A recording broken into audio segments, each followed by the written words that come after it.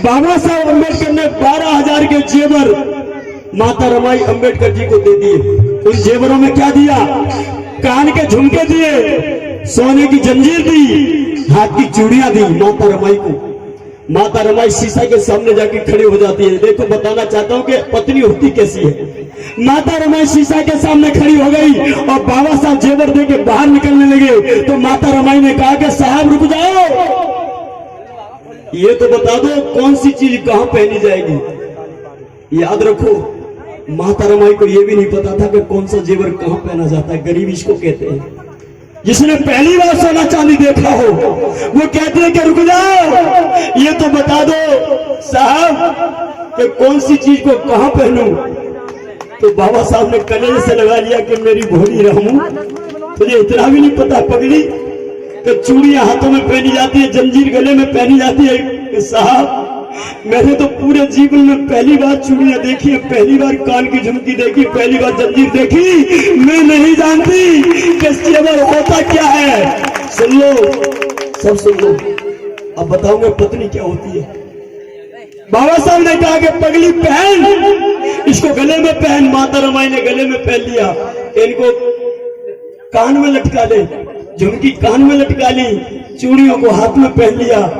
बाबा साहब ने कहा कि पगली तो इतनी सुंदर लगेगी गहने में मैं जानता नहीं था। बाबा साहब के सामने हाथ जोड़ के माता रमाई कहने लगी, साहब मैं सौगंध खाती हूं तुम्हारे चरणों की, मैं मर जाऊंगी, भूखी मर जाऊंगी, लेकिन आपके दिए हुए गहनों को कभी गुम नहीं करूंगी, खोऊंगी नहीं, ना बेचूंगी। और देखना, अब देखो,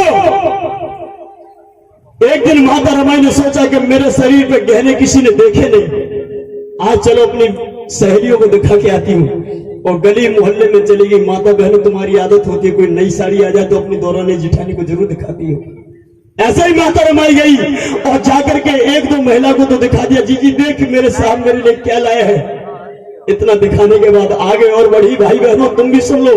अब बताना चाहूंगा कि त्याग और बैराग और ममता की मूर्ति होती क्या है। माता रमाई SC ST OBC के छात्रावास में पहुंच गई, जहां 50 बच्चे गर्दन झुका के घुटनों में सिर झुका के बैठे थे। माता रमाई ने जाकर के देखा, प्रिंसिपल के कमरे में पहुंच गई और माता रमाई ने हाथ जोड़ के कहा कि साहब, मास्टर साहब बताइए ये कौन बच्चे हैं जिनकी गर्दन ऊपर नहीं उठ रही है, गर्दन झुका के बैठे हैं। तो प्रिंसिपल ने कहा कि रमाई बेटी, ये गरीबों के बच्चे हैं, ये SC ST के बच्चे हैं, लेकिन इनकी गर्दन क्यों झुकी है। तो प्रिंसिपल ने कहा कि जिन बच्चों को 15 दिन से भोजन नहीं मिला हो, बेटी क्या ऐसे बच्चों की गर्दन उठ सकती है। तो माता रमाई ने कहा कि इस छात्रावास में बच्चों को भोजन नहीं मिलता, कि भोजन तो आता है लेकिन गरीबों के बच्चों के लिए नहीं आता, ऊपर के लोग उसको खा जाते हैं, इसलिए 15 दिन से बच्चों ने भोजन नहीं किया है रमाई, इसलिए बच्चे जो नीचे गर्दन झुका के बैठे हैं। अब मैं तुम्हें बताना चाहूंगा कि पत्नी कैसी होती है। माता रमाई ने बच्चों की तरफ देखा और तुरंत बाबा साहब के दिए हुए 12,000 के जेवर उतार दिए और बाबा साहब की पत्नी माता रमाई ने मास्टर के हाथ में देकर के कहा कि बेच दो इन गहनों को। अरे जिस समाज की बहन बेटियों के बच्चे 15 दिन से भूखे हो, वो माँ कैसे अपने शरीर पर जेवर पहन सकती है। मैं अपने बच्चों को भूखा मरते हुए नहीं देख सकती। ये था माता रमाई का त्याग। और तुमने कभी पड़ोसी के बच्चे को एक कप चाय पिलाने की भी हिम्मत नहीं की होगी। इसलिए मैंने कहा कि माता रमाई की ऐसी बन जाओ, माता रमाई जैसे गुण पैदा करो, माता रमाई जैसी आदतें पैदा करो, माता रमाई जैसी पत्नी बनकर देखो, दिल को बहुत सुकून मिलेगा। जब माता रमाई ऐसी थी तब परम पूज्य बाबा साहब अम्बेडकर ने भारत देश का संविधान लिख दिया और हमें तुम्हें मनुवाद की जंजीरों से जकड़े थे, हमें तुम्हें आजाद कर दिया। ये परम पूज्य बाबा साहब डॉक्टर भीमराव अम्बेडकर।